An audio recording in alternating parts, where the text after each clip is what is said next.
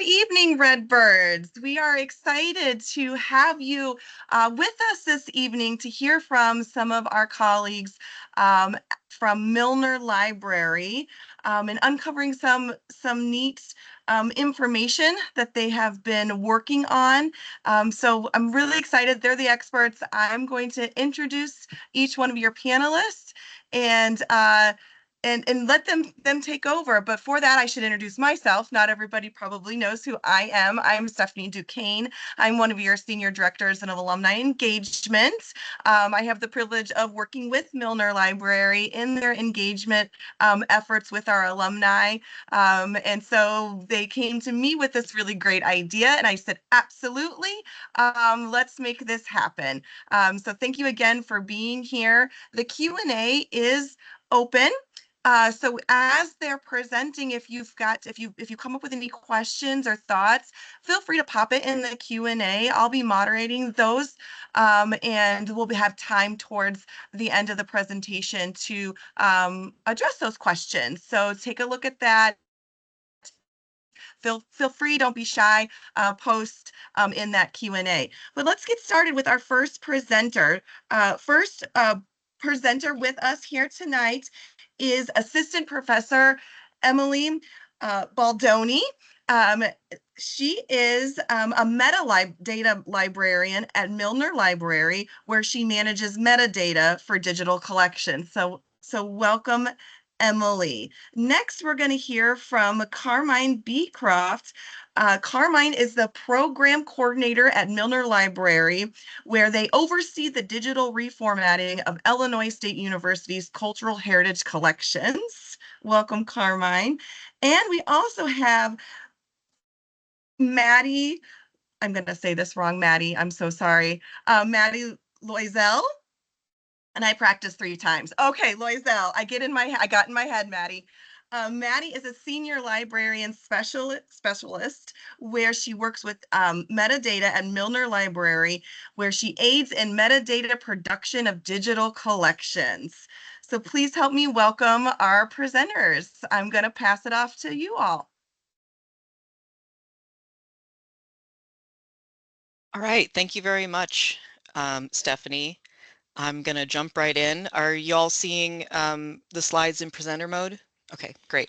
So we're going to be talking about a really unique and special collection that has been held at Milner Library since it was created in the 1910s and has been used for exhibits and research ever since then.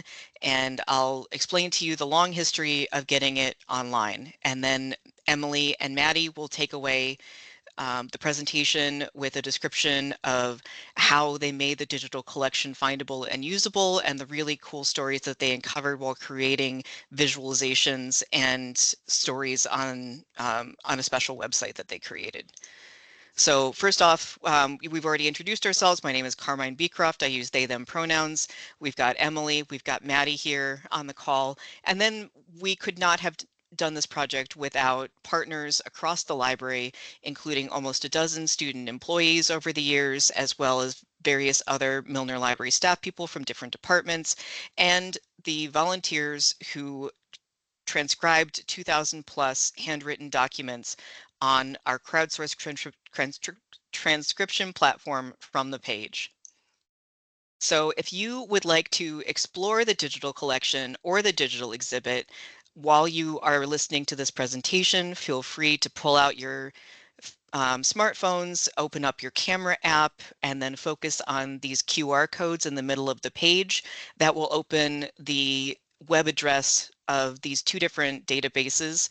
You can also type in the shortened link down here at the bottom, bit.ly/ISNU World War I records, and that is case sensitive. So ISNU World War I and R are all uppercase, and then the rest of the word records is lowercase. And then we've got down here bit.ly, so bit period ly/over there World War I. So over and there, first letter is capitalized, World War, so WWI is also all capitalized. And then we'll also have links to it at the end of the presentation, and we'll be able to send that out in an email to all the participants later if you would like to explore more. So first, I'm going to give you a little bit of a behind the scenes of what digitization is and isn't, because I think there's a lot of misconceptions perhaps about how the digitization that is undertaken to make cultural heritage materials available online differs from the digitization that you might do in your home office or for business purposes. So first off, people often think that when you digitize something, you are preserving it. And that's not the case in and of itself. Digital preservation is its own field of study and practice and involves a whole suite of additional interventions in those digital files to make sure that they're findable and usable far into the future. A digital file without any intervention is subject to bit rot, file type or rendering system obsolescence. So for example, if a JPEG file today is superseded by a new image type, we would have to migrate that file or we would no longer be able to access it. And if you're thinking of the deep history of the internet, like dating back to the 1990s, or even the deep history of computing dating back to the 1940s and 50s, you'll start to realize the scale of the problem when we're talking about all of the different proprietary file formats that have been used over that time period. And then there's also disasters that happen if you don't have your files backed up on multiple geographically dispersed servers, they might be destroyed. And then the more interventions we do, unfortunately, the more times people touch the files, the more likely it is that somebody makes a mistake. And again, if they're not backed up, those files are just gone. So digitization is not in and of itself digital preservation. And actually, pre-industrial revolution paper, so paper that was created using rag pulp, rag stock instead of paper, instead of wood pulp, is actually going to survive on the shelf for hundreds of years without any interventions as long as it is in the right environmental conditions, and we definitely cannot guarantee that for digital files. So we hope our profession is optimistic that at some point in the future we'll still be able to use these translations of the physical materials, but we're not for certain that we will be preserving it for all time. We also realized that digitizing to archival standards is much more time consuming and labor intensive than you might be assuming. And there might also be an assumption that if it is not online, it doesn't exist. And that is something that we're encountering more and more when we get into digital native generations who are used to being able to go to Google or their search engine of choice and find information on demand, and are less likely to use the library for print resources or think that they have to physically go to a library or an archive in order to find out information.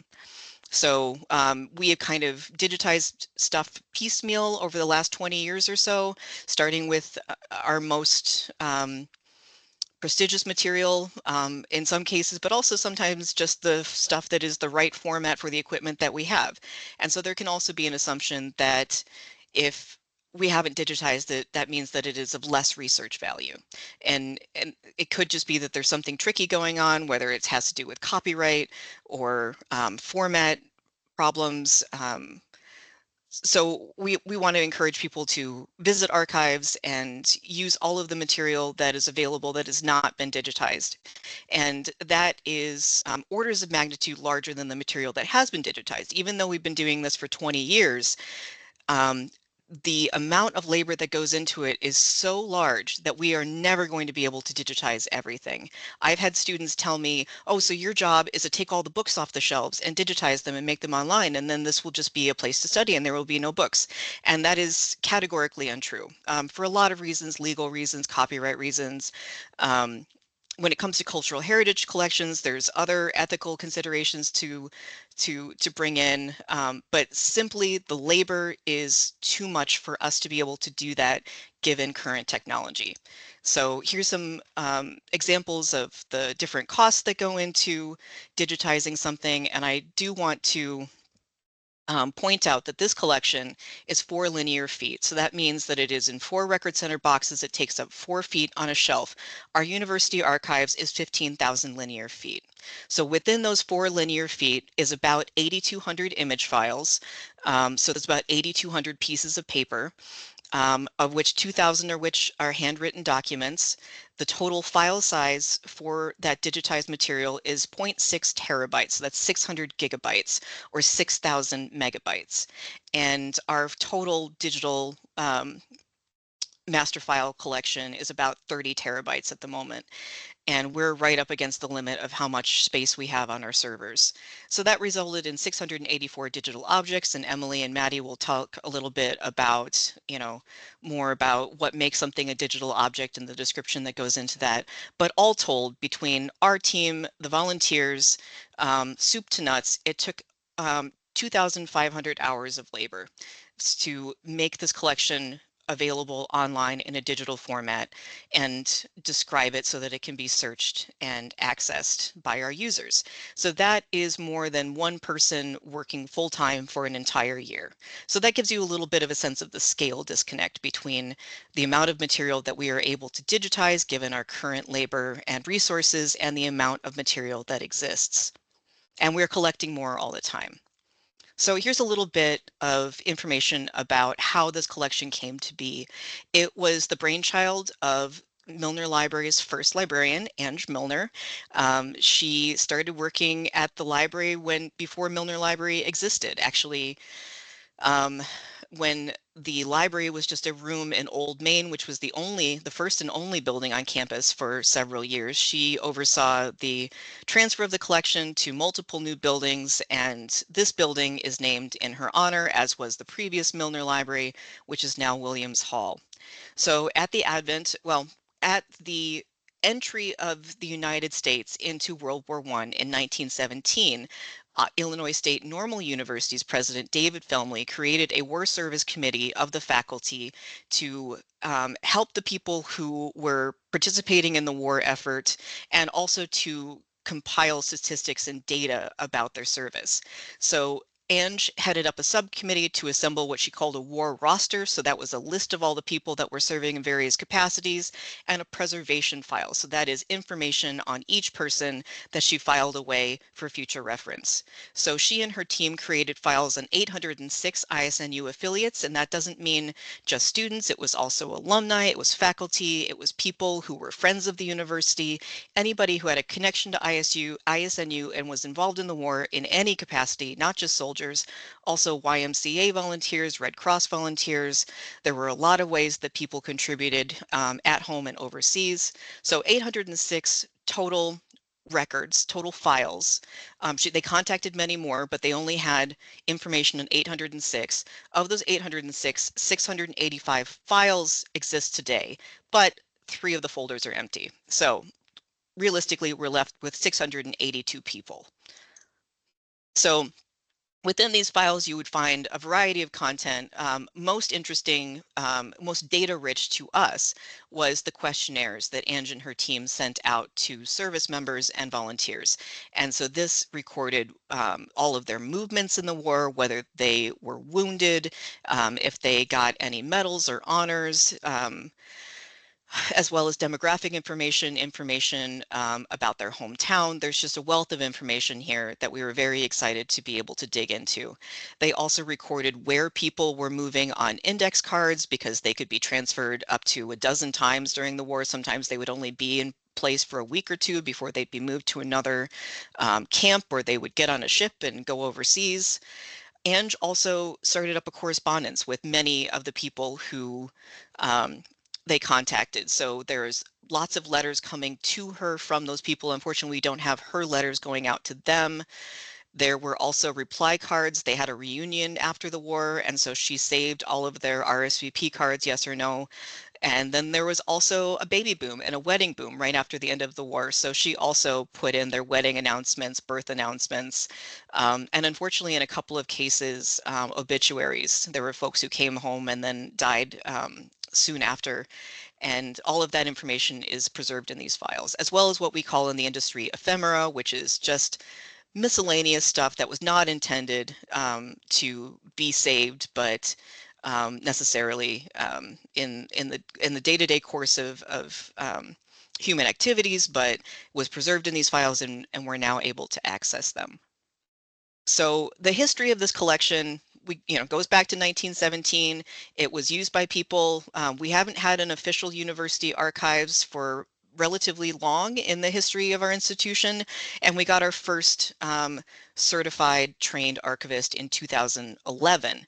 And they are now out at the archives warehouse on Northtown Road. They have space to expand. It's environmentally um, sound storage conditions, but prior to that, the archives have been in various closets and rooms across the university and shuffled from here and there. And um, so there was some use, but in 2016, oh, and also my department was created in 2010. So in 2016, my predecessor, Patrice, had the student employees scan only the questionnaires, and then he did nothing with them. I don't know why. Maybe the labor involved in transcribing them was prohibitive, but when I started this job in 2019, I found them on our servers.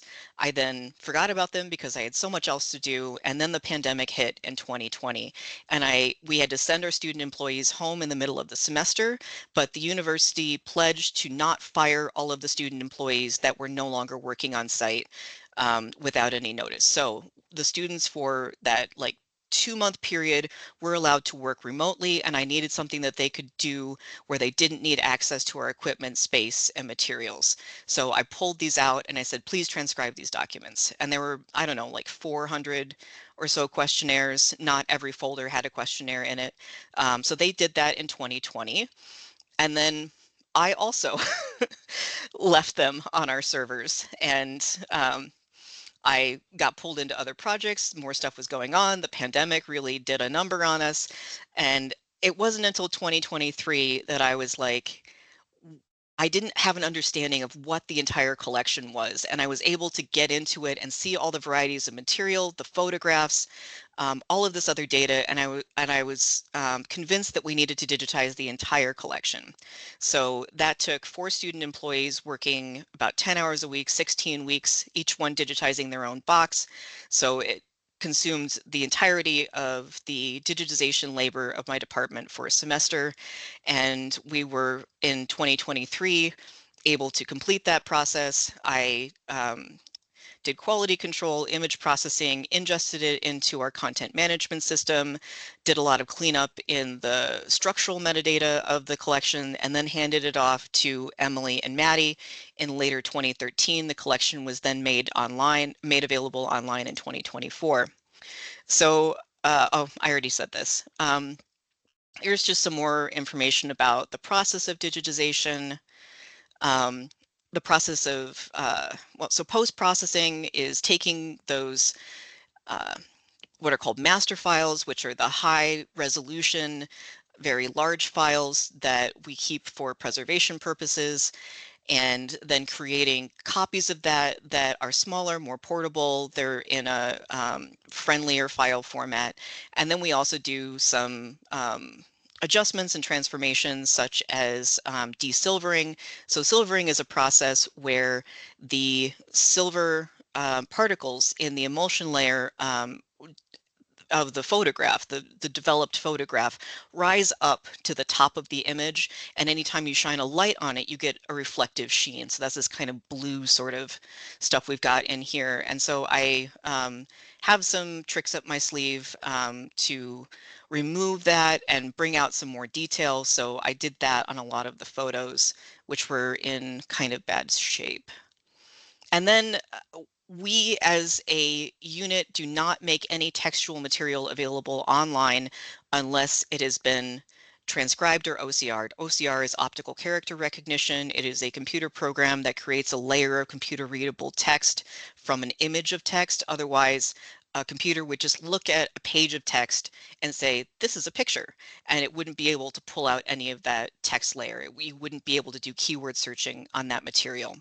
So we paid quite a bit of money for this platform called From the Page, which has a built-in user base. It has volunteers who know cursive and have the time to help us out, and they help out a lot of different cultural heritage institutions with their handwritten materials. I uploaded those 2,000 plus images, and within 2 months they had transcribed all of it. We are incredibly grateful for their help, and it took a really daunting task and sped up our processes quite a bit.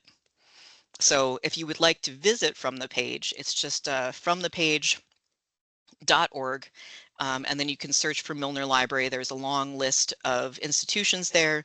This is our front page. We've got a few. I'm going to refresh the collections that are still here this summer. These are kind of the ones that people were less interested in or are more complicated. We do also have a rewards program, so the more that you transcribe, you'll also get Milner swag. You'll get water bottles. One of the top prizes is an Ange Milner bobblehead doll, and then also you'll be acknowledged by name on the landing page for the collection. So ingest is just the process of taking those files and putting them into the digital collection on the back end. So combining those image files and the text files for the transcripts into a single kind of set of files that are all wrapped up in code. And then I also manually corrected the OCR transcripts, so those are not foolproof either. They need somebody to cast an eye over them and see if they are largely correct, and OCR is not designed for historical materials, so there were some errors that needed to be corrected. And then I'm going to hand this over to Emily.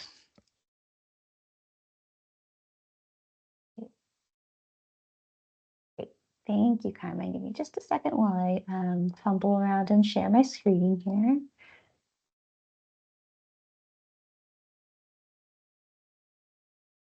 Okay, y'all are viewing my slides now. Okay, great. All right, so I'm going to talk a little bit about the process of designing and producing metadata for the collection. So when I say metadata, what I mean is I'm talking about describing those digitized materials and adding structured information that makes it possible to do things like search for the materials and browse them in the digital collection. And then Maddie and I will show you some of the things that we did with the collection and its metadata once it was described and up. So just to kind of set some of the background, I want to say a few words about some of the systems that we work with. So Content DM is the software that we use to run our digital collections repository, our digital collections site, basically, which we use to provide access to most collections that have been digitized from special collections and from university archives. So Content TM allows quite a bit of customization from collection to collection in terms of metadata, because essentially you define a custom metadata profile for each collection that you create. Content TM does allow you to map your custom fields to Dublin Core. So Dublin Core is a general purpose metadata schema that's very widely used, in particular for digital collections. So you can think of it as kind of a set of fields for describing digital materials. So it gives you a place to record information like the title of a document, who created it, when it was created, the subject of the document, and so on. So Dublin Core is supported by a whole lot of applications, including tools for harvesting collections, pulling them into, for example, these bigger databases like the Digital Public Library of America, or DPLA, as well as the Illinois Digital Heritage Hub, so that our stuff, our collections can be discoverable not just on our site, but in these larger databases. And that's a real advantage to using a standardized metadata system like Dublin Core, is that it can be found then in a wider variety of places. So Dublin Core is a pretty basic element set, though. So when we do describe a very specialized collection like the World War I service records with it, we usually make some customizations to make sure that it can capture all of the very detailed information that we want to be able to capture. So related to this, one really big consideration in designing metadata for this collection was facilitating things like faceting and browsing and advanced searching in Content DM. So that meant thinking about what types of information would be important to pull out to allow people to filter by particular attributes and explore the collection. So we felt that two areas in particular warranted quite a bit more kind of granular, detailed indexing. So first, the military branch or service organization that the person participated in, and then also the locations where those people served when those were mentioned in the file. Because those were areas that we thought that users would be especially interested in and would want to be able to search and filter by. Another key factor that we really wanted to look at was to try to make this metadata be able to kind of do double duty, so to speak. So its primary purpose is to make it possible to search and browse for things in our digital collection site. But we also wanted to be able to reuse it for visualizations and for further data analysis. So this slide, I'm going to get a little jargony for just a minute, but not for too long, so bear with me. So in thinking about kind of those uses beyond our repository, there were two areas in particular that were particularly influential. So the first is the collections as data movement. So I'm going to be simplifying quite a bit here, but essentially the collections as data movement it's this idea that library and archival collections can be treated as data for researchers to analyze in its own right. So using computational methods such as data visualization, text mining, mapping, and so on. So in line with that idea, one very specific addition that we made to our metadata in this case was adding structured geographic metadata, such as geographic coordinates, so that the metadata could then be used by geographic information software for things like mapping and for other types of visualizations. The second kind of big background influence was something called link data. So I won't go into a ton of technical detail here, but in the library world, link data is basically a data model that aims to make it possible to share linked machine-readable data on the web so that it can be understood and accessed by computers more easily. So one really big aspect of linked data is using a specialized type of identifier called a URI to identify entities. And a URI is basically, it's very similar to a URL. It looks very, very similar. And it basically makes it easier for computers to understand your data if you use these. So one thing that we have started doing is adding those URIs to our metadata for people, organizations, places that are important and are indexed in our collections.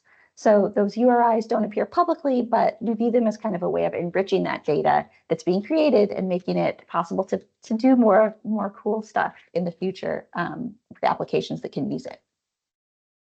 So metadata production for the project started in late August 2023. Most of the metadata for the digital collection was created by me and Maddie. And I want to give just enormous credit to Maddie because once she joined the metadata team in September of 2023, she really took on just the lion's share of the production work and she did just an amazing job. In some cases with this particular collection, it's possible to glean a lot of the essential information about places, units that the person served with, and so on, just from that survey itself that Carmine described that was sent out to people.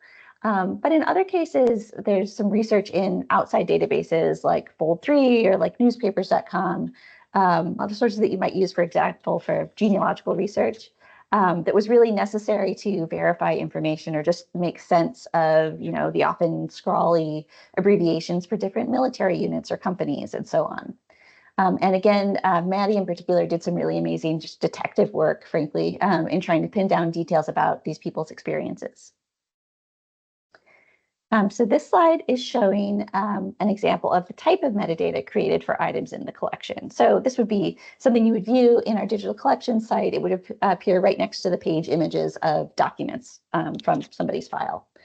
So this metadata is describing and indexing the file of Carl Weems Smith, who served with the Marine Corps. So at the top of this record here, you have kind of a narrative description of the file. You have the names of some of the people who contributed to the file. You have the names of the military units that he was associated with. A little bit farther down, you have a list of some of the different document types that are contained in this file. And then also importantly, the places where he served during the war. And as you can see, he like a lot of the Marines in the collection, he traveled quite widely during the war. In addition to that pretty granular metadata that you can see here that displays publicly, there is also that additional data behind the scenes that I talked about. So for example, in addition to indexing locations using just that verbal label, these names of places that appear here, on the back end, there is this additional information. So things like those URIs that I mentioned that identify the place in a database called geonames, which you could potentially use to connect to more information about that place. And then also the geographic coordinates for each of those places, which can be pulled out for geospatial processing, for mapping. So that information is there behind the scenes, even though it doesn't necessarily display publicly.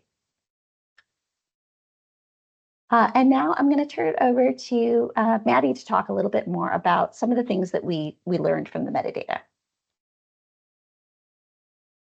Thank you, Emily. So shortly after production ended, we began aggregating the data to find patterns between the participants. We identified 35 women and 645 men, including confidently identifying 2 Black men. I say confidently identifying those 2 men because not all files had photos, and it can be difficult to guess a person's ethnicity in Black and white photos. We also learned that 55% of the collection never left the States. We were pretty surprised by those numbers. Before I started, I didn't have a lot of World War I data in my head. We mostly talked about World War II in high school. But I remember as I was plugging in that metadata, I wasn't typing sent overseas as much as I thought I would be. But we soon learned that while some folks were being mobilized to be sent over, the war ended before they could. The U.S. was only participating for 19 months, from April 1917 to November 1918. Additionally, supporting a war takes a lot more people and support than you would imagine. Many of the participants in the collection worked in support roles in the States and were never meant to be sent abroad, like instructors at training camps, or like John Little, who served in the infantry recruiting services and bounced around the Midwest. Only 70 participants actually saw combat, so only about 10% of this collection. This continues to show how many other jobs were crucial beyond active combat and paints a different picture than what is typically shown in World War I media. Additionally, 39 individuals were members of a non-military service organization like the Red Cross or the YMCA. Most were women, but not all of them. They served in roles like teaching at the AEF University, the American Expeditionary Forces University, or in cafeterias with the YMCA at camps, or in the entertainment division, like Julia Scott Bruman, who organized a jazz band and traveled to different camps overseas.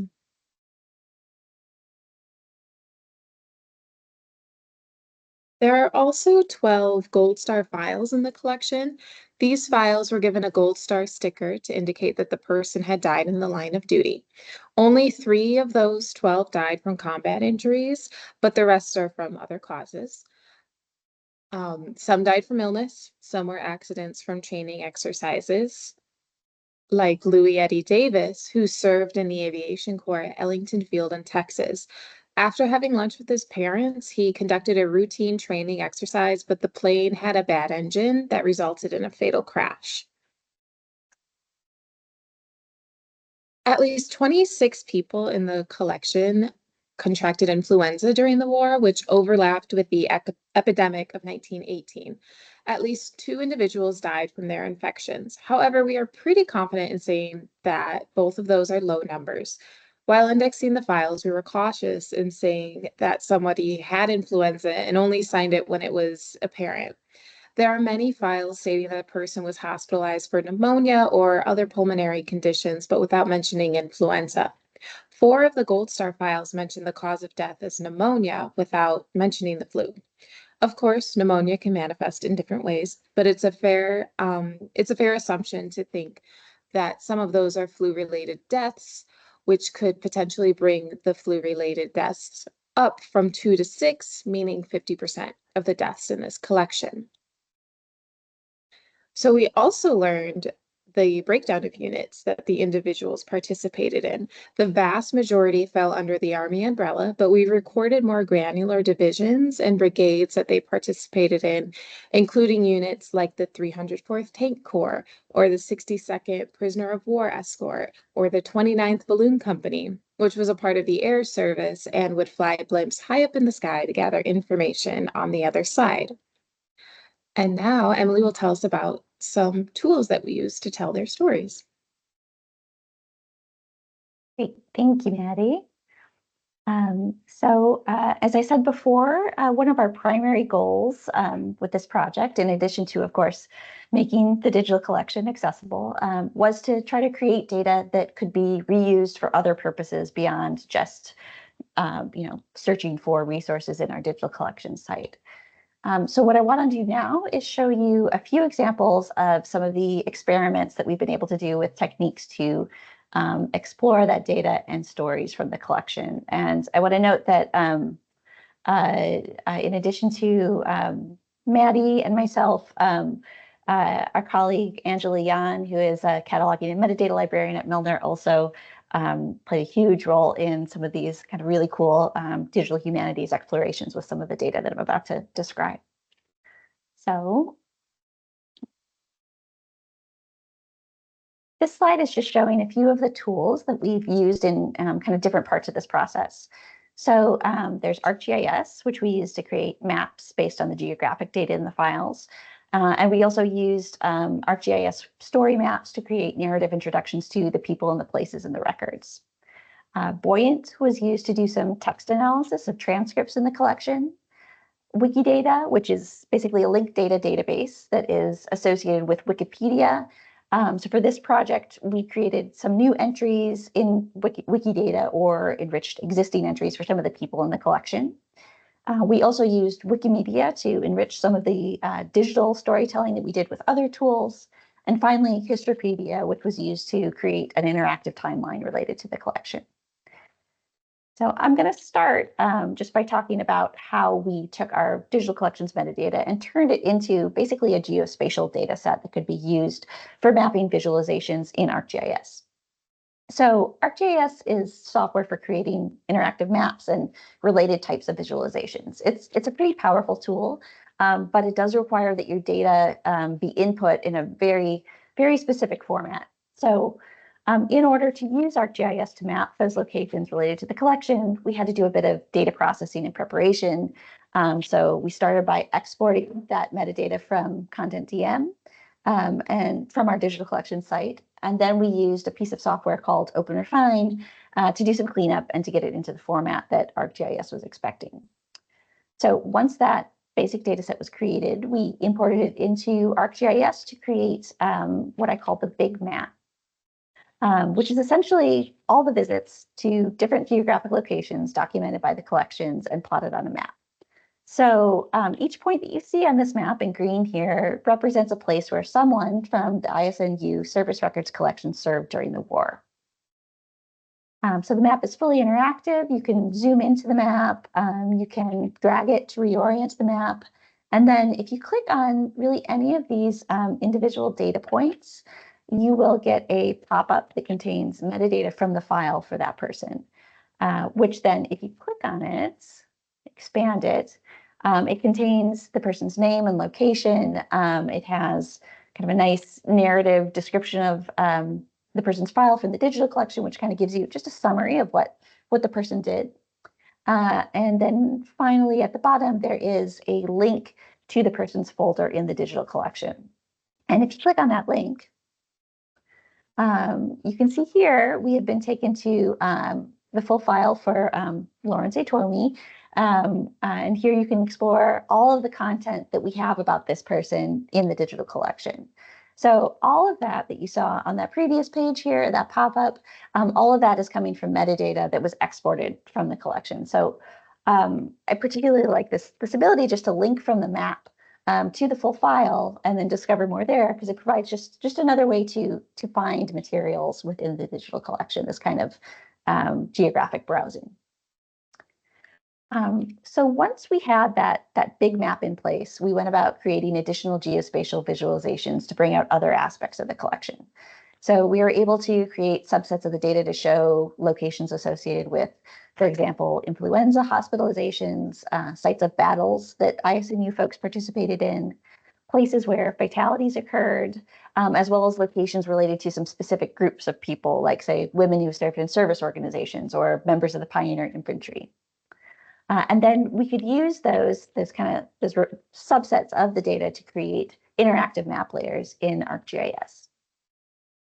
So for example, here is a map that we made plotting the different locations that appear in the collection, this time based on the military branch or the service organization that the person was part of. So the data set for each organization is basically a separate layer in the map, and it's color-coded, as you can see here in the legend on the left. And then you can click on those to toggle the layers on and off, and to isolate subsets of the data that you want to look at. Here, I've zoomed into France, which is where most of our folks' service abroad was. And I'm looking only at the layer that represents data points for members of the Marine Corps, which are represented in this map in kind of magenta. Here, I've added the layer that represents data points for members of the Army. Here, they're in brown. And you can kind of get a sense just of like the distribution of the different services. So whereas that Army layer is really, it's distributed all across France. There's quite a bit along the Western Front here, but there's folks all over, right? Whereas the Marines layer is really, for the most part, concentrated in a few specific areas, but especially along that Western Front line there, where most of the combat would be. Here's another map layer that we made using proportional symbols to indicate the relative number of people in each place. So in this case, the larger the dot, the more people in the collection were documented there. And then areas of kind of darker pigment indicate where there's a higher concentration of data points in that geographic area. You can also just combine some of these layers in sort of interesting ways. So this map combines that proportional symbol layer with a layer containing these virusy kind of corona-like points in red. So those red points are the places where people in the collection were hospitalized with influenza. And by the way, this red point right here in Kansas, this is Camp Funston, which happens to be the site of the first known outbreak of the influenza epidemic of 1918. So we call it the Spanish flu often, but that's actually a really bad name it's a very misrepresentative name, and for a variety of reasons. For one thing, because one of the major ways that the 1918 flu was spread was actually through American Army bases. So troops spread the virus across the country and then around the world as they traveled from camp to camp. And you can kind of already start to get a sense of that even just in this small set of data. So with that, I am going to turn it back over to Maddie. I'm going to stop sharing. And Maddie is going to talk a bit more about how we use story maps to create a digital exhibit for the collection. Thank you, Emily. Give me 1 second. There we go.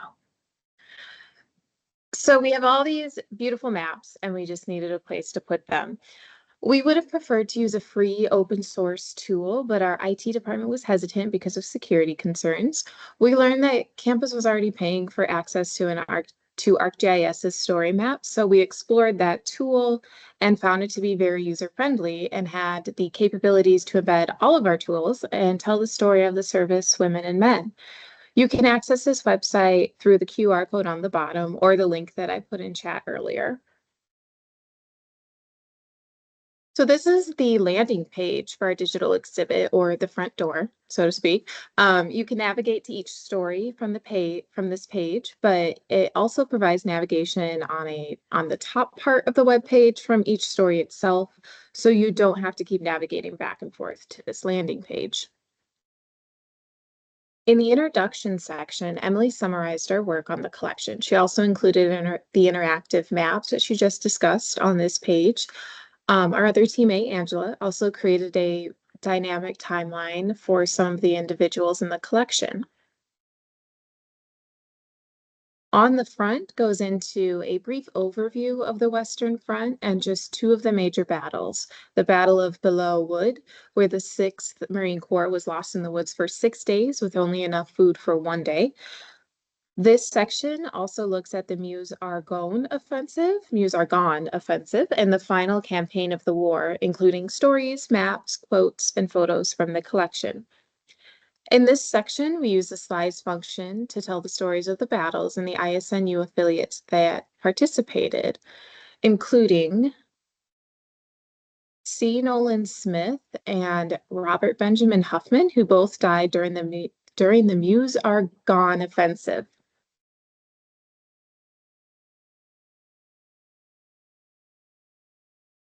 Back on the home page, you can see that we covered different topics on the women in the war, the influenza epidemic of 1918, and how the Red Cross found itself caught between World War I and the looming Russian Civil War. All of these topics have numerous books written about them, so they were really difficult to condense into a few slides, but I'd say the Russian Civil War was probably the most difficult one. I told the story of a Red Cross nurse from our collection who was stationed in Siberia and worked in orphanages and hospitals, and whose unit was even rumored to have been captured by the Bolsheviks, but she was able to write home a few weeks later to say that they were safe. Additionally, we covered the influenza epidemic of 1918. As Emily said, that nickname of the Spanish flu is actually pretty incorrect and detrimental. Spain was blamed because they were first to report cases of the flu in their newspapers. Other countries refused to publish because they didn't want their enemies seeing their weaknesses. So we use the map tour function on this page to show the journey of 4 different servicemen who were hospitalized for the flu, including this one who caught the flu just days before he was meant to be shipped out. Once released from the hospital, he relocated to a personnel office in Camp Merritt, New York. So I only discussed 3 women from the collection on this website, including Ellen Babbitt, who served in the Children's Welfare Bureau in the Red Cross and traveled around Europe to assess childcare in their countries and present a report to their governments. She also held multiple expeditions to help mothers in France care for their children while their husbands were away fighting the war. And the Pioneer Infantry was one of the few units that accepted Black soldiers. And if they were sent overseas, they were sent with much less training. Some would build roads and camps and bring supplies to the front line without any combat training and with only their shovel and the tools that they had to defend themselves. They had these support roles to always link their identity back to labor. John Walker Duff came from a well-known Black family in Normal, and Carmine actually wrote an excellent piece about the Duff family on our website, which I hope Emily is going to post a link to the chat so you can read it. He built roads and reconstructed villages after the Meuse-Argonne offensive. Herbert William Dice had a much more minimal file, but we think it's because he worked in army cemeteries and hospitals after the war where he dealt with the remains of American soldiers. And then one more thing about Black soldiers in World War I. They were separated from white soldiers from the second that they registered. This is a draft card from Fold 3, which is a product from Ancestry.com. That is a collection of military records. I circled that bottom corner that reads, if a person is of African descent, tear off this corner. So there would be no mistaking the difference their service would be from a white soldier. All right, so I'm going to talk about some of the dynamic timelines and data connections that we made. In addition to ArcGIS and story maps, we also did some experimenting with a few other tools for visualizing that data from the collection and weaving it into a larger historical context. Angela created an interactive timeline using Histropedia that pulled in information from the collection and from Wikidata and Wikipedia to put that collection in context with other historical events. In a perfect world, we would have uploaded every single person from the collection into the Wikiverse, but that's just not something our group can handle. Instead, Angela focused on some of the underrepresented populations in the collection and created listings for them. Some entries had already been created for their achievements after the war, so we were able to include that data in the timeline as well. And so here is a snapshot of a segment of that timeline. We should note that this information is just based on what we know. We don't know what the majority of these people did after the war. However, there are a few that have a very well documented life, like Arnold Beckman, who invented the pH meter. So we have more information about his life included. And this slide shows an example of the timeline illustrating just one individual's journey throughout the war. This is Ada Adcock, who was a nurse in the Army Nurse Corps who served in France. So you can view these individual timelines on their own or in that larger context of other stories from the collection. And so, as I already mentioned, Angela's work with Histropedia, with the Histropedia timeline, is closely linked to a subset of folks that she created on Wikidata, in that it pulls information directly from Wikidata. Creating these entries for these people also places them into this wider world of data, because now they are a part of this linked data graph, which can be included in other researchers' data sets. So this slide is depicting a search we made on Wikidata. We asked the database to show us women who participated in World War I, not just from ISNU and not just from the States, but internationally. This data can be manipulated and represented in various ways, like this graph shows, or it can be presented like the tree on this right side of the screen. Because it's structured open data derived from the collection has been added to the Wikidata database, you can now see these former ISNU students featured in this larger world of data and see how this information from our collection is integrated with others in this wider information landscape. So once we start thinking about our data, not as our own use, but also putting it out there more widely, it opens up that data or knowledge up to unexpected uses, to new research angles, to complex analysis, and also, we hope, to a wider exploration.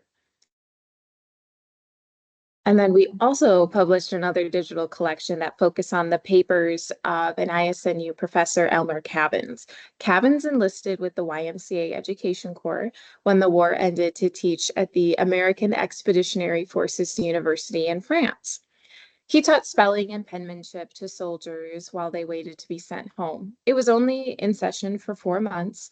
The collection includes letters to his friends and family during a vacation before the war, starting and running the university, and the sightseeing trip he took across France after the war ended.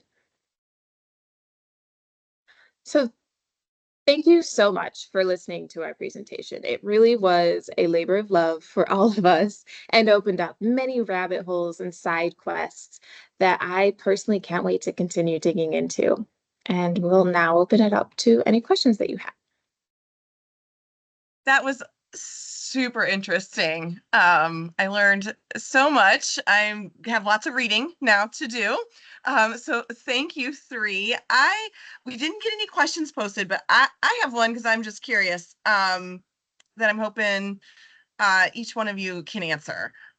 Through this process, what was the most interesting or surprising thing that you discovered?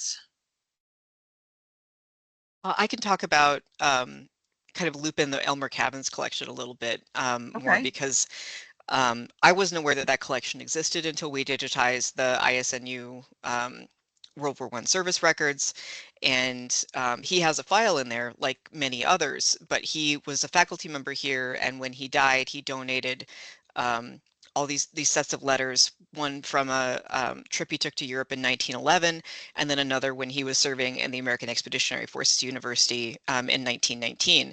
And so I thought that would be an excellent follow-up, since we have that connection here.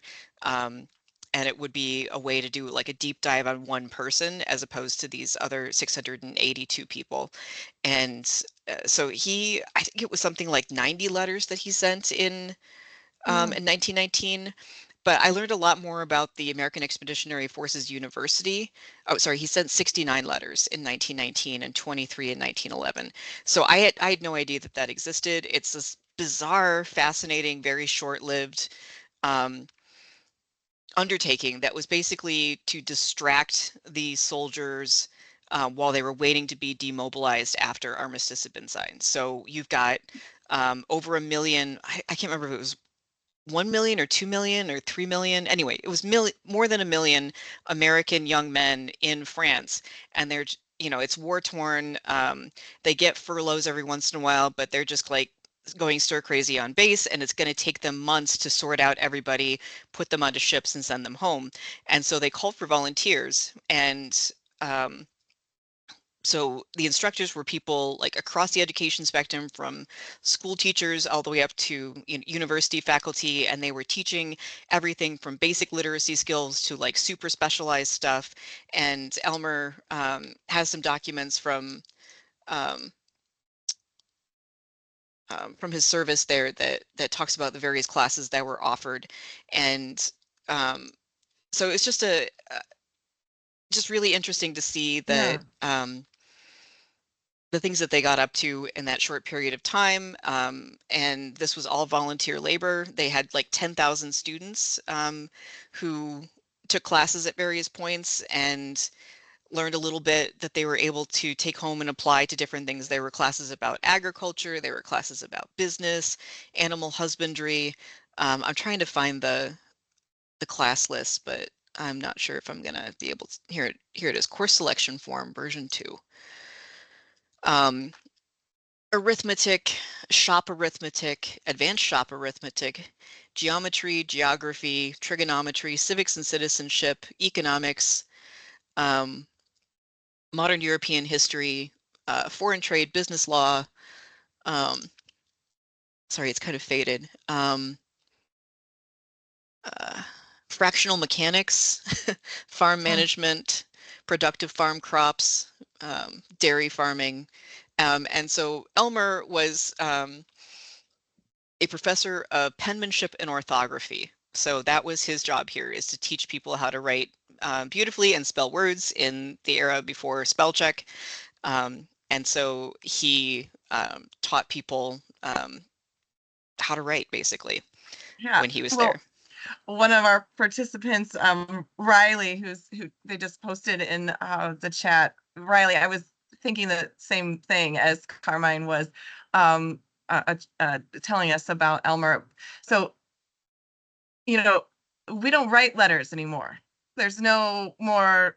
It's a lost. It's a really lost special thing. So Riley has this question. Do you anticipate that historians and archivists will have less records of communication for events like, for example, COVID pandemic, because most people communicate via email and text as opposed to letters? And what are you thinking about that? Yeah, that's a field of practice and study called digital archiving. That is archiving born digital records. And a lot of the stuff I was talking about at the very beginning of the presentation, the challenges of digital preservation, are very front of um, forefront of that field. So in Illinois, it's actually illegal to mass archive email. So we don't have the Wow. correspondence of our last 2 or 3 presidents because they corresponded via email, but we have all of their paper correspondence from the presidents before that. So that's a huge gap. I think we're in the digital dark ages at the moment. So this period um, of 50 years or so during this transition where we're behind the ball. We're still getting caught up on what archiving means in a digital context and the staffing and equipment and funding that is needed to do that effectively. We don't have the same foundational documents that tell you exactly how to do it in all cases in a digital context. So Hmm. um, it is a sad irony that in on the information explosion era of the 21st century, where there is more information than you could ever need and it is at your fingertips, we're also falling very Right. behind in saving that for the future. And we honestly don't know even if we're doing our very best to save this using the best practices that we have now, we don't know if this is going to be here in 100 years because we haven't had these formats for 100 years. We do Right. know that a piece of paper from 1820 in optimal storage conditions will be here in 100 years.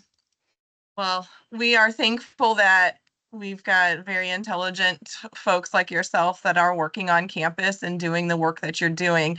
We're at time, but Joanna Mink has a great question, and I want to give Joanna a shout out. I haven't seen you for a bit, so hello. So Joanna's special interest is poetry written mostly by British men, but also British women who served at the front. In the documents, did you find any poems or writings other than letters from ISNU folks? Yeah, I think we had, Emily, you can help me out on this too. I think we had one or two poetry books. I think one was Oh, actually wow. written by one of the guys in the file, and then another one, it was not like mass produced by any means, but it was a guy that he had served with is also in that file. Oh, thanks, Emily. I Yeah, knew we had there's it I did listed. when I saw that question, I did a quick search because Oh, we did like categorize what document types were yes. in each. Helps to have So researchers on this call. and metadata. Yeah. But there Yeah. are two, I think there are two total, at least that we indexed as having Wow. poems in them. Yeah. So Well, those, like, yeah. Well, I And think then, that maybe we yeah. need a part two, because an hour doesn't seem to be enough. But I want to be respectful of everybody's time and just remind folks on this call that this is being recorded and hopefully, cross your fingers, it works, and will be posted for you to rewatch and share on our alumni.ilstu.edu virtual events site in just a few days. And look forward. This is not our last one. We hope to do very similar webinars. We've done some in the past. So you can check those out on that virtual site. And then just check your email for our future ones. And maybe we'll do a round two and dive into more of what these folks from Milner have discovered. But I want to thank our panelists. It was a joy to work with you three and get to know you three more and the work that you've been doing. But thank you, everyone. I'm going to sign us off.